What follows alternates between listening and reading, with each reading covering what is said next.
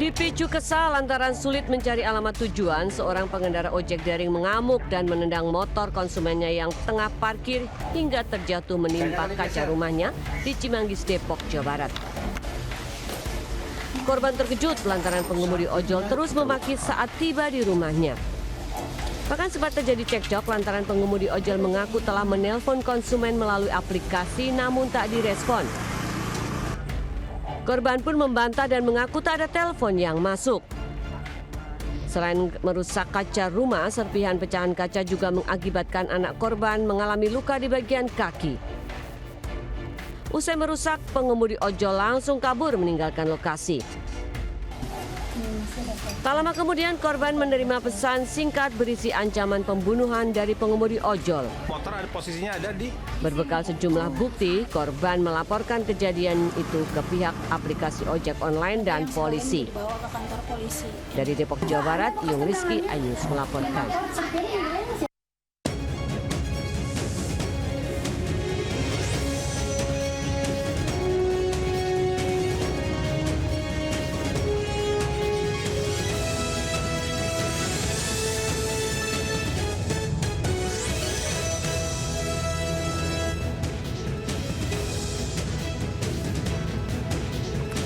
Assalamualaikum warahmatullahi wabarakatuh. Selamat siang pemirsa. Selain berita tadi, sejumlah informasi menarik lainnya akan mengisi Lintas iNews siang hari ini.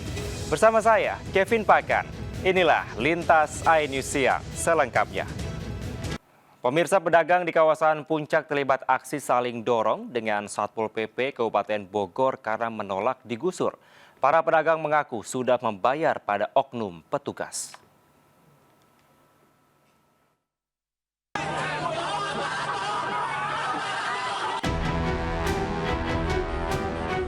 Aksi saling dorong antara Satpol PP dengan warga terjadi saat penertiban PKL dilakukan di kawasan wisata Puncak Cisarua, Bogor. Kericuan dipicu pedagang yang sudah puluhan tahun mengisi lapak di sepanjang jalur puncak sudah tidak mau untuk dipindahkan. Tidak hanya itu, warga mengaku para pedagang juga bisa menjaga lokasi dari bencana. Warga sangat menyayangkan aksi Pemkab Bogor untuk menggusur mereka. Karena meski selama ini selalu menyetorkan sejumlah uang untuk biaya listrik dan sebagainya, tapi tetap diusir. Selain itu, warga juga menilai Pemkab selalu pilih kasih dalam memberikan fasilitas kios di kawasan rest area. Ini rakyat yang jadi korban. Kami perlu makan, kami perlu sekolah anak-anaknya, ada yang lagi kuliah. Apakah harus jadi perempuan jalanan untuk membiayai hidup? Belum lagi beli pulsa, belum lagi jajannya, makannya. Harus dipikirkan, jangan lagi negatifnya yang dipikirkan, positifnya. Sementara itu, PJ Bupati Bogor yang datang ke lokasi mengaku sudah memberi kesempatan bagi pedagang untuk berjualan di rest area dengan berbagai fasilitasnya. Bahkan pedagang telah menandatangani kesepakatan untuk meninggalkan lapaknya. Dari Bogor, Jawa Barat, Wildan Hidayat, iNews melaporkan. Pemirsa, Pengadilan Negeri Bandung menggelar sidang perdana gugatan pra-peradilan Peggy Setiawan terkait kasus pembunuhan pasangan kekasih Vina dan Eki. Sidang perdana gugatan pra-peradilan penetapan Peggy Setiawan alias Peron sebagai tersangka kasus pembunuhan Vina dan Eki digelar di Pengadilan Negeri Bandung, Jawa Barat. Tim kuasa hukum Peggy menyiapkan lebih dari 20 temuan kejanggalan dalam penetapan tersangka Peggy. Salah satunya penetapan tersangka tanpa pernah dipanggil dalam proses penyelidikan dan penyidikan. Namun sidang ditunda hingga 1 Juli mendatang lantaran pihak pemohon yakni Polda Jawa Barat tidak hadir. Akibat terpengaruh miras, seorang pemuda mengamuk hingga diikat warga di kawasan Telo, Makassar, Sulawesi Selatan. Sementara di kawasan Jalan Pampang, seorang ayah dan 2 anak lelakinya nekat menganiaya tetangga lantaran rebutan lahan parkir.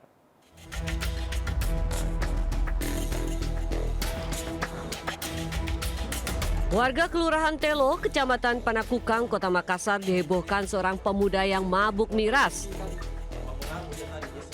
Sebelumnya, pemuda ini menabrak tenda pelaminan pernikahan hingga akhirnya diamankan warga. Warga pun terpaksa mengikat kaki pelaku agar tidak terus merusak. Guna mencegah kejadian yang tidak diinginkan, aparat kepolisian dari Polsek Panakukang akhirnya mengamankan pemuda ini. Dia melakukan pengerusakan di salah satu tenda pernikahan masyarakat. Untuk menghindari bang tindakan yang diambil polisi tadi apa nggak? Untuk menghindari hal-hal yang tak diinginkan, kami amankan di Mako-Polsek untuk dilakukan pembinaan dan melakukan komunikasi dengan pihak keluarga. Dengan kaki dan tangan tetap terikat, dia dibawa ke Mapolsek Panakukang untuk disadarkan dan dibina agar tak lagi melakukan tindakan serupa. Dari Makassar, Sulawesi Selatan, Muhammad Turbone, iNews melaporkan.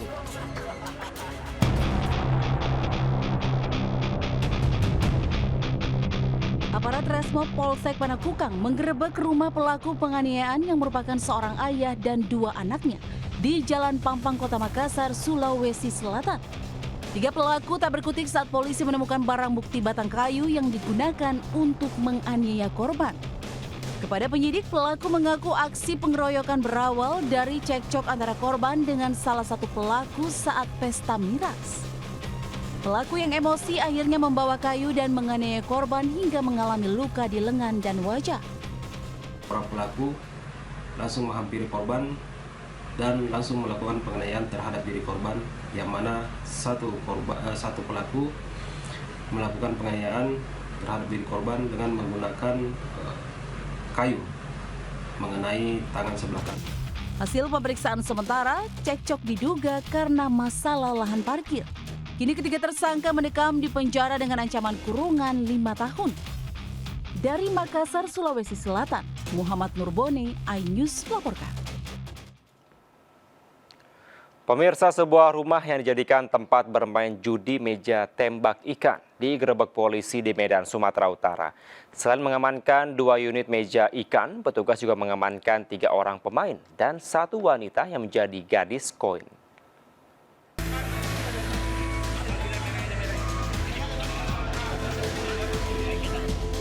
Petugas Satreskrim Polres Pelabuhan Belawan menggerebek rumah yang dijadikan lokasi judi tembak ikan di kawasan Kompleks Marelan Point, Medan, Marelan, Kota Medan. Saat digerebek, polisi mengamankan 3 pria yang tengah bermain judi. Selain itu, seorang wanita penjaga yang disebut gadis koin turut digelandang.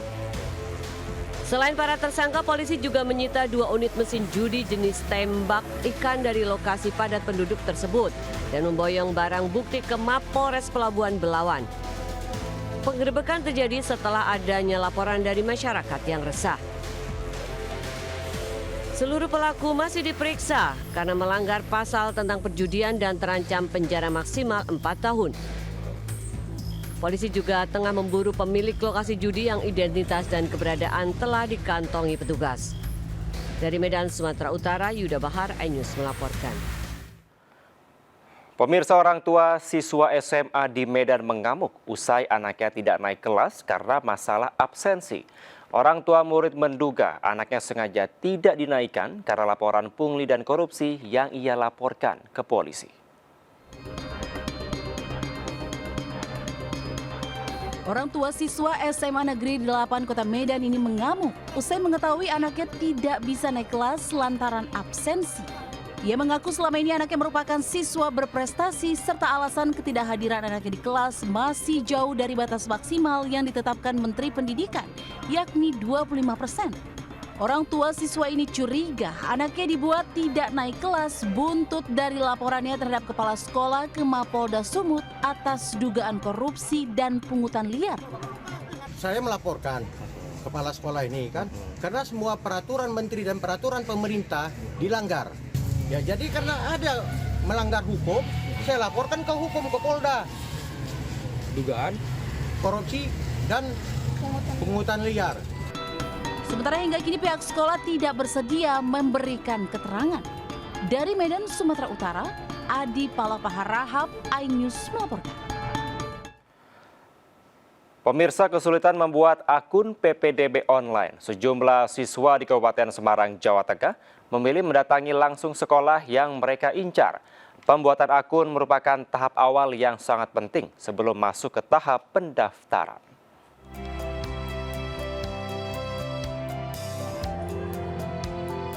Salah satu sekolah yang didatangi para peserta penerima peserta didik baru PPDB adalah SMA Negeri 1 Susukan, Kabupaten Semarang, Jawa Tengah. Sejak pagi, sejumlah siswa SMP yang telah lulus mendatangi sekolah ini karena kesulitan dalam tahap awal proses PPDB online, yakni pembuatan akun. Di posko pendaftaran sekolah, mereka langsung dibimbing oleh guru dalam membuat akun hingga ke tahap verifikasi. Setelah akun diverifikasi, para peserta baru bisa mendaftarkan diri secara online ke sekolah yang mereka cari. Bisa daftar online, tapi kan verifikasi akun datang ke harus buat akun juga? Nggih, harus ke sekolah. Sulit nggak buat akunnya? Sulit. Gagal terus? Enggak, alhamdulillah bisa sekali aja bisa. Banyaknya para peserta yang kesulitan membuat akun membuat sejumlah guru harus bekerja ekstra, bahkan di akhir pekan.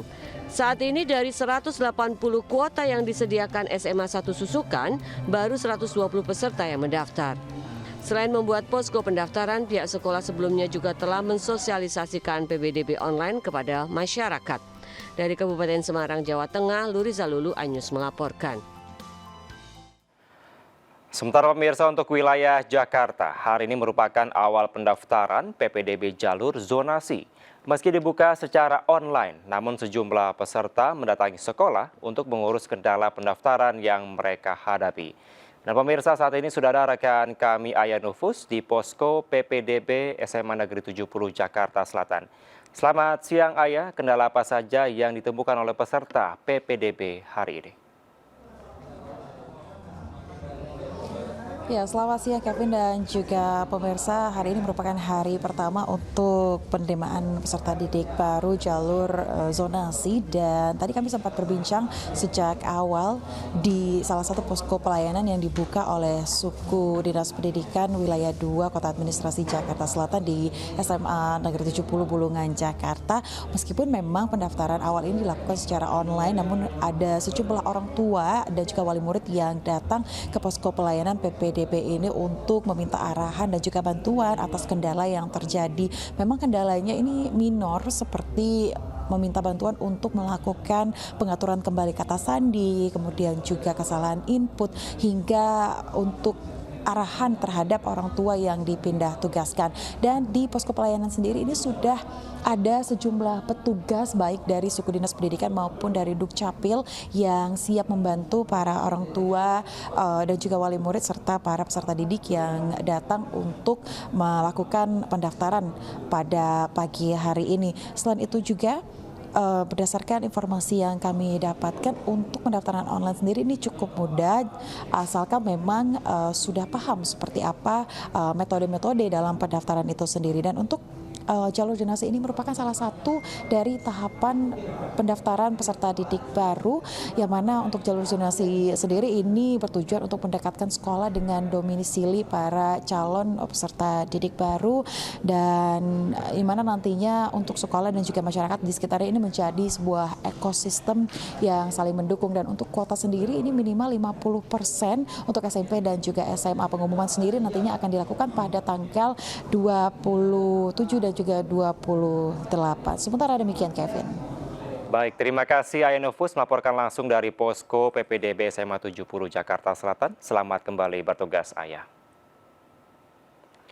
Kita ke informasi lain pemirsa. Janatul Ma'la atau lebih dikenal dengan sebutan pemakaman Ma'la merupakan pemakaman di kota Mekah yang sudah ada sejak Rasulullah belum dilahirkan. Banyak jemaah haji Indonesia yang datang ke sini untuk ziarah ke makam ulama besar dan karismatik Kiai Maimun Zubair yang dimakamkan tahun 2019.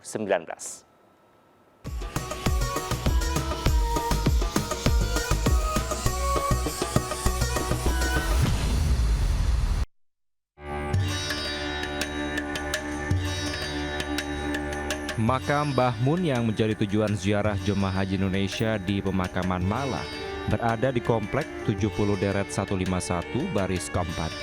Sebagai penandanya, sebuah batu berukuran sedang bertuliskan Kiai Haji Maimun Zubair. Komplek pemakaman Ma'la dalam bahasa Arab berarti tanah yang tinggi. Berada di kaki Bukit Al-Hujun dan tertata rapi. Ma'la juga masih menjadi tempat menguburkan jenazah muslim yang meninggal dunia di Mekah. Pemakaman ini berjarak sekitar 1,5 km dari Masjidil Haram sehingga dapat ditempuh dengan jalan kaki oleh jemaah haji Indonesia sekitar 10 hingga 15 menit.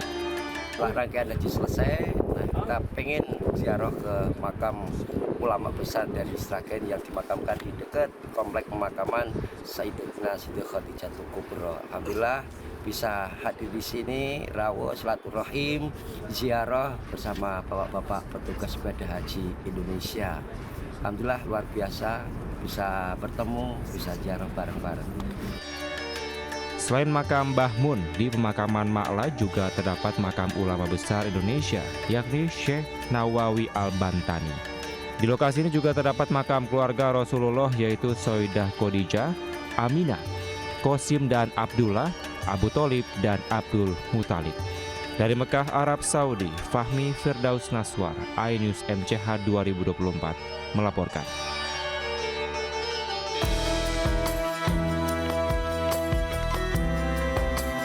Menggunakan maskapai Garuda Indonesia 449, jemaah haji debarkasi Makassar tiba di Bandara Sultan Hasanuddin Makassar. Sambil mengenakan pakaian unik khas Sulawesi Selatan maupun pakaian khas Saudi Arabia, jemaah turun dari pesawat dan melakukan sujud syukur. Meski tiba dengan selamat, sejumlah jemaah mengaku mengalami radang tenggorokan, seperti batuk dan suara serak usai diterjang badai pasir selama 2 menit saat di Arafah. Waktu di sana sehat-sehat. Bagaimana perasaannya pas berlaku? Wah, terharu sekali, semuanya terlampaui dengan lancar mudahnya jadi makmur.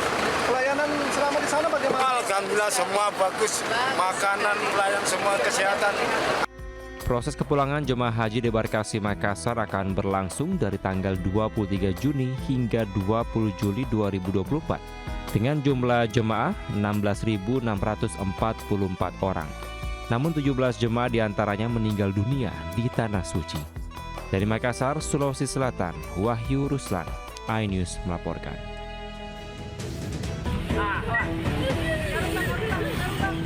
Warga berusaha menangkap seekor ular sanca yang berkeliaran di area parkir Pekan Raya Jakarta Kemayoran, Jakarta. Pengunjung lainnya membantu menangkap ular sepanjang 3 meter itu. Sebelumnya, ular tersebut melilit di ban belakang mobil yang terparkir di halaman PRJ. Pemilik mobil yang hendak pulang ke rumah usai mengunjungi PRJ bersama keluarga sempat ketakutan. Awalnya gimana bang? Tiba-tiba saya mau balik, terus di atas ban belakang mobil. Oh, abang lihatnya dari ban belakang atau ban depan bang? Ban belakang. Ban belakang ya. Sementara itu di Sukabumi, Jawa Barat, seekor ular sanca berukuran besar dievakuasi petugas pemadam kebakaran dan penyelamatan di atap genteng sebuah kampus. Saat proses evakuasi, tangan seorang petugas sempat digigit ular tersebut. Namun tak lama berselang, ular akhirnya ditangkap petugas.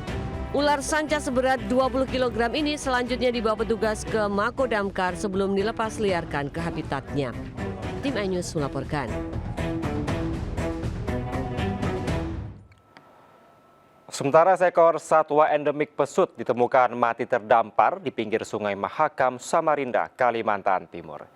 Dan pemirsa, informasi ini sekaligus mengakhiri Lintas iNews siang hari ini. Saya Kevin Pakan, pamit undur diri. Terima kasih. Sampai jumpa. Wassalamualaikum warahmatullahi wabarakatuh.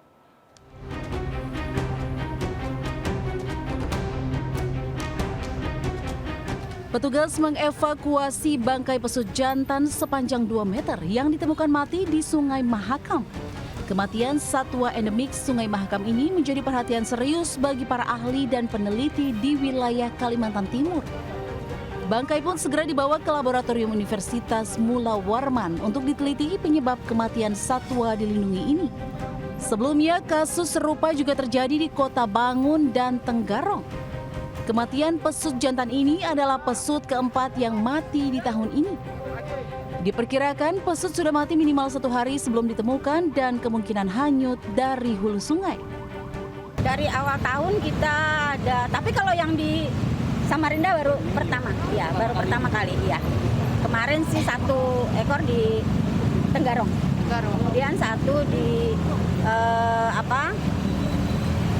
desa saya lupa di Kota Bangun. Jadi ini merupakan yang kematian keempat dari tahun ini. Jadi kami akan selidiki kenapa penyebabnya nanti. Jadi ini perlu segera ditindak untuk kami amankan biar dia masih bisa dianalisa kenapa penyebab matinya begitu.